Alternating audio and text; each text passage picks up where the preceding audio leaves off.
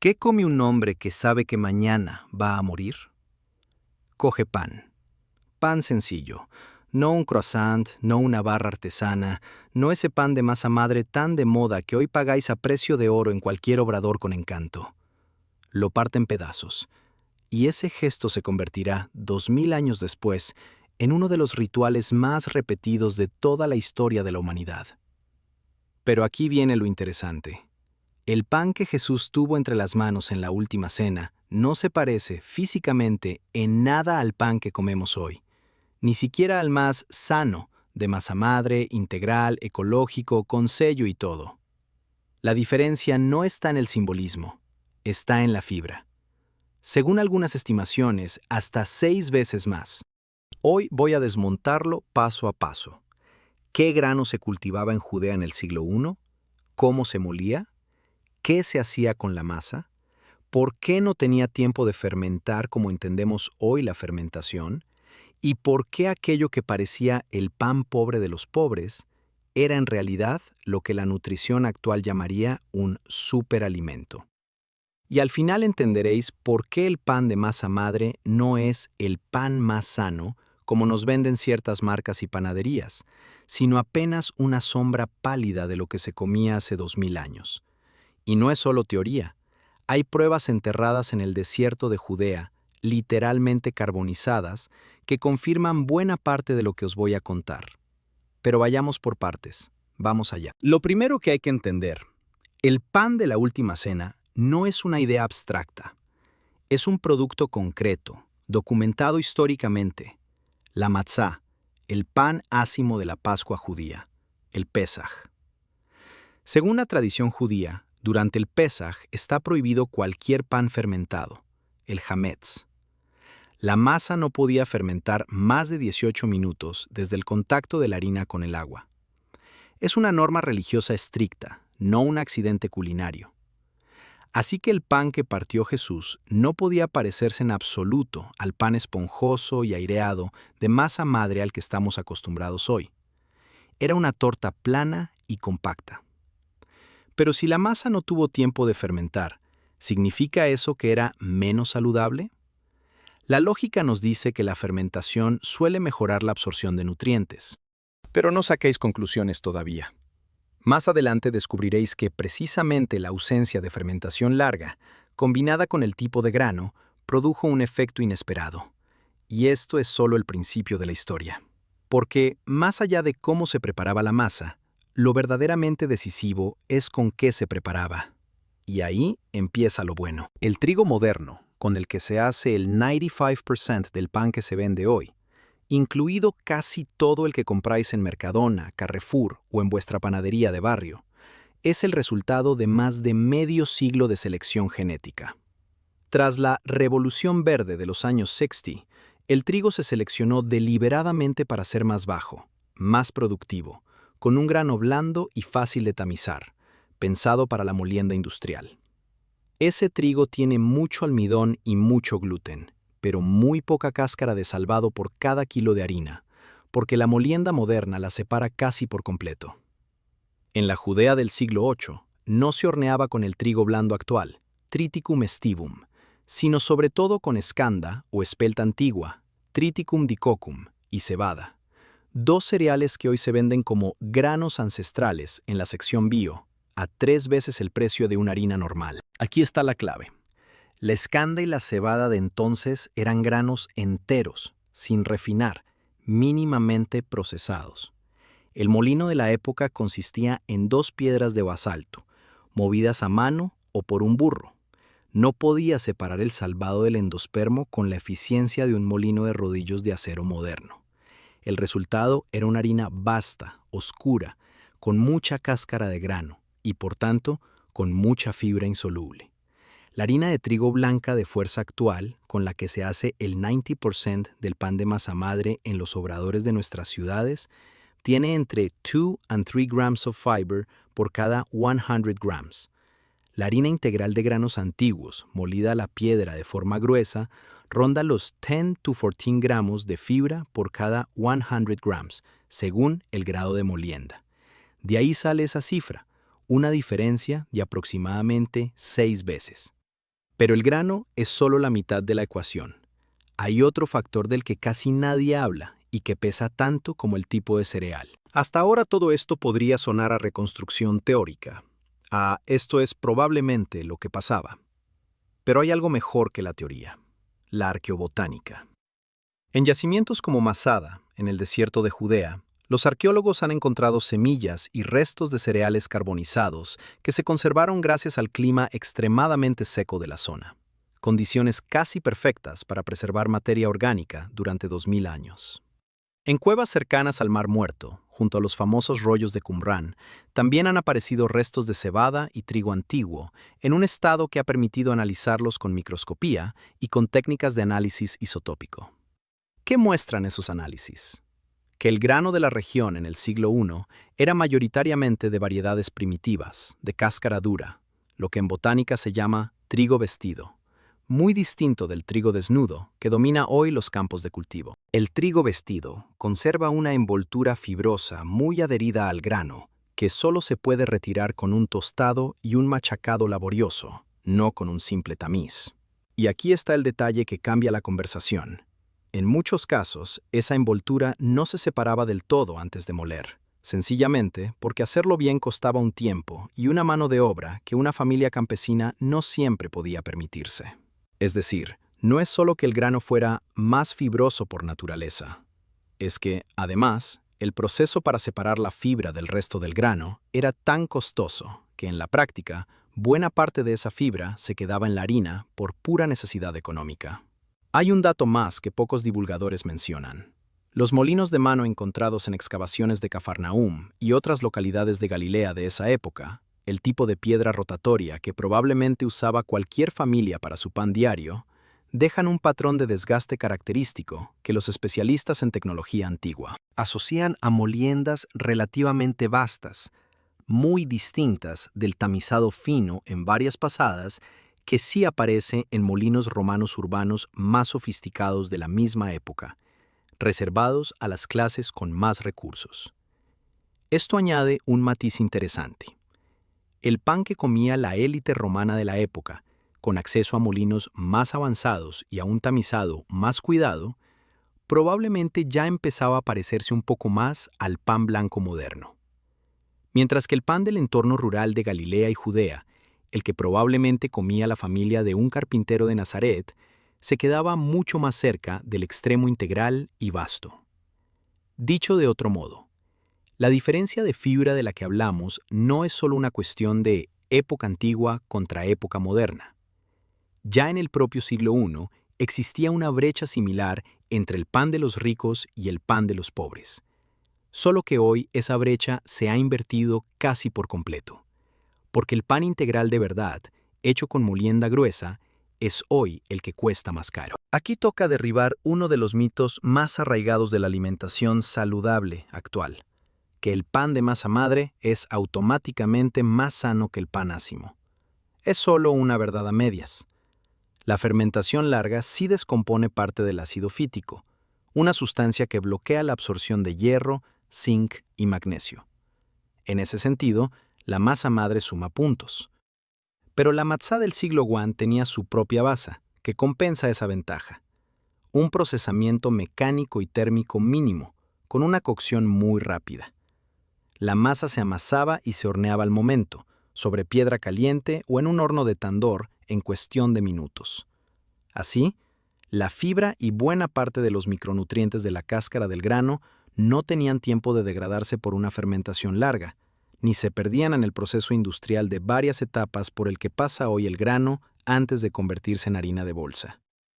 La masa madre actual trabaja con una harina ya muy refinada. Cogéis un producto al que ya le han quitado más de la mitad de la fibra en la molienda, y luego lo fermentáis con orgullo, como si eso lo convirtiera automáticamente en sano y natural. Es como coger leche desnatada y presumir de que es leche de verdad. Y aquí surge la paradoja. El pan que parecía primitivo y de pobres, en realidad un producto integral de mínimo procesado, resulta estar más cerca del ideal de cualquier nutricionista del siglo XXI que ese pan artesano de masa madre que hoy pagáis a 6 o 7 euros la barra. Pero para entender por qué esto es tan importante para vuestro cuerpo, hace falta hablar no de la fibra en abstracto, sino de lo que hace realmente, y por qué su falta se ha convertido en una de las causas silenciosas de bastantes enfermedades modernas. Eso os afecta directamente a vosotros, y es de lo que hablamos ahora. La cantidad diaria recomendada de fibra ronda los 25 to 30 grams. Según diversos estudios de nutrición en países desarrollados, España incluida, la persona media consume, de media, la mitad de esa cantidad. La fibra no es solo eso que ayuda a ir al baño, como suele simplificarse. La fibra insoluble, abundante en aquel pan integral antiguo, frena la absorción de la glucosa, reduce los picos de insulina después de comer, alimenta la microbiota intestinal y aumenta el volumen y el tiempo de tránsito de la comida por el intestino, algo que los gastroenterólogos relacionan directamente con un menor riesgo de varias enfermedades crónicas. En España, concretamente, distintos estudios de nutrición han señalado que menos de un tercio de la población adulta llega a la ingesta de fibra recomendada, con un consumo medio situado en torno a los 15 to 18 grams diarios frente a los 25 to 30 recomendados. No es un dato menor. Ese patrón de bajo consumo de fibra se asocia, según diversos estudios epidemiológicos, con un mayor riesgo de estreñimiento crónico, de ciertos problemas cardiovasculares y de resistencia a la insulina. Precisamente el tipo de problemas metabólicos que se han disparado en las últimas décadas en paralelo al abaratamiento y al refinado masivo del pan y otros cereales. Ahora imaginad, una persona en la Judea del siglo Catse comía pan como base de su dieta, no una vez por semana en forma de tostada sana, sino prácticamente en cada comida. El pan de escanda o cebada integral suponía, según distintas estimaciones de historiadores de la alimentación, entre el 50 y el 70% de las calorías diarias de la población media y pobre de la región. Es decir, la fibra entraba en el organismo de forma constante y en grandes cantidades, procedente de un grano casi en su estado natural. Compara de esto con cualquiera de nosotros hoy. 2 tostadas de pan blanco de molde para desayunar, y una vez a la semana un pan sano de masa madre comprado en la panadería, que muchas veces lleva solo un toque simbólico de masa madre para dar sabor, mientras que la harina sigue siendo la misma harina refinada de siempre. Y aquí se abre el segundo hilo pendiente que os prometí al principio. Resulta que lo que llamamos progreso en la panadería, harina blanca, molienda fina, procesado industrial largo, es en realidad un paso atrás en valor nutricional. Y ese paso no lo dimos en el siglo XX con la comida rápida, sino mucho antes, con la invención de los molinos de rodillos de acero en el siglo XIX. ¿Significa esto que hay que salir corriendo a hornear matzá en casa? Aquí hace falta poner los puntos sobre las íes, porque el tema no es tan sencillo. Hay un matiz del que casi ningún divulgador de nutrición habla. Para entender si esto era una excepción local o un patrón general, merece la pena mirar más allá de Judea. En el Egipto de los faraones, el pan era literalmente la base de la civilización. Se calcula que llegaba a representar hasta 2/3 de la ingesta calórica diaria de un trabajador medio.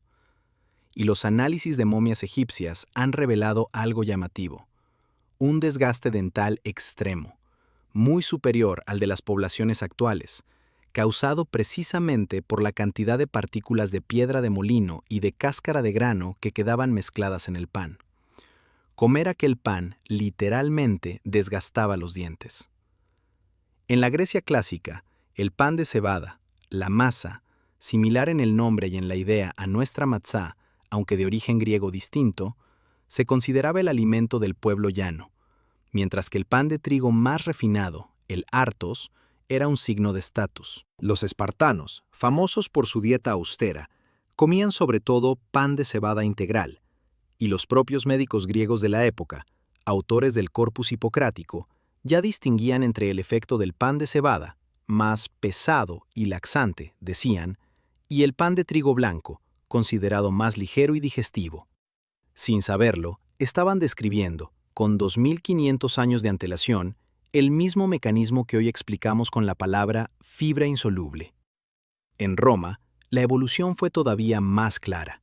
A medida que el imperio se enriquecía, el pan se iba refinando. El panis plebeius, el pan del pueblo, seguía siendo oscuro e integral. El panis candidus, el pan blanco, se reservaba para las clases altas y los banquetes. Había, literalmente, una jerarquía social basada en el color del pan. Cuanto más blanco y más fino, más caro y más prestigioso. ¿Veis el patrón? En todo el Mediterráneo antiguo, sin excepción, el pan integral y vasto era el pan del pueblo, y el pan refinado era el lujo de unos pocos, por la sencilla razón de que refinar el grano costaba trabajo y tiempo. Hoy, 20 siglos después, hemos conseguido invertir esa jerarquía casi por completo gracias a la industrialización. El pan blanco y refinado se volvió barato y masivo, y el pan verdaderamente integral, molido a la piedra, volvió a ser un producto caro y minoritario, vendido casi como un lujo gourmet en obradores de barrios pudientes. El mensaje real de este video, entonces, no es «comed matzá». Es que la historia del pan, desde Egipto hasta Roma, pasando por Judea, cuenta la misma historia una y otra vez. Cuanto más pobre eras, más fibra comías sin saberlo. Y esa relación, con la industrialización de los siglos XIX y XX, se ha dado la vuelta por completo. El pan ácimo, sin fermentación, también tiene su cara oscura. Ese mismo ácido fítico que la fermentación larga descompone, se conserva casi intacto en la matzá. Reduce la absorción de hierro y zinc, y por eso, en las tradiciones donde el pan ácimo se comía a diario, la carencia de estos minerales no era rara. De hecho, algunos estudios de paleopatología sobre restos óseos de la región han encontrado signos compatibles con anemia por deficiencia de hierro, concretamente una porosidad craneal conocida como criba orbitaria, con una frecuencia mayor de la esperada en poblaciones donde el pan ácimo era la base casi exclusiva de la dieta, sobre todo entre los grupos con menor acceso a carne o legumbres que compensaran esa carencia. Esto no invalida nada de lo dicho sobre la fibra, pero sí demuestra algo importante. Ningún alimento, por ancestral que sea, es perfecto por sí solo. Siempre hay que mirar la dieta completa, no un ingrediente aislado. Es decir, no existe una fórmula perfecta, ni en la tecnología antigua ni en la moderna. La matzá tiene el máximo de fibra y el mínimo de procesado, pero un exceso de antinutrientes. El pan de masa madre tiene el ácido fítico neutralizado, pero le falta fibra por culpa de la molienda fina moderna. El pan ideal para cualquier nutricionista sería un híbrido. Harina integral molida a la piedra, de forma gruesa, fermentada con masa madre el tiempo suficiente. Ese pan existe hoy en España, en algunos obradores de verdad, pero representa como mucho el 1 a 2% del mercado, y cuesta más de lo que la mayoría está dispuesta a pagar por una barra de pan. Antes de cerrar, una pregunta que seguro os estáis haciendo. ¿Se puede comprar hoy en España algo parecido a aquel pan? La respuesta es sí, aunque no es tan fácil como coger cualquier barra con la etiqueta integral. 3 cosas a mirar en la etiqueta, en este orden. Primero, que la harina figure como harina integral de trigo o harina integral de espelta, y no como harina de trigo con salvado añadido. Son cosas distintas. En el segundo caso, se ha refinado la harina y luego se le ha vuelto a añadir salvado por separado, algo que no reproduce ni de lejos el perfil de fibra del grano entero molido junto. Segundo, fijaos en la lista de ingredientes. Cuantos menos, mejor señal. Harina integral, agua, sal y masa madre o levadura. 4 ingredientes. Si veis más de 6 o 7, con nombres que no reconocéis, probablemente no estáis comprando el pan que buscáis. Y tercero, el gramaje de fibra por cada 100 gramos, si aparece en la tabla nutricional. Por encima de 6 a 7 gramos ya es una señal decente. Por debajo de 3 es prácticamente pan blanco disfrazado de integral. Ninguno de nosotros va a volver a hornear en un horno de piedra ni a moler grano a mano. Pero entender esta historia sirve para algo muy concreto. La próxima vez que un paquete de pan diga como el de antes o pan tradicional, ya sabréis que eso, por sí solo, no significa absolutamente nada. El pan que Jesús partió en la última cena era tosco, compacto, ácimo, y precisamente por eso mucho más rico en fibra que cualquier pan de masa madre que hoy se venda como el pan sano. No es cuestión de masa madre ni de simbolismo religioso, es cuestión del grano, que casi ha desaparecido a nivel industrial, y de la molienda, que la industria simplificó a propósito por comodidad, no por salud. Así que la próxima vez que elijáis el pan más sano en el estante del súper, recordad, el verdadero estándar no lo marcó ninguna marca del siglo XXI, sino un molino de 2 piedras hace 2000 años.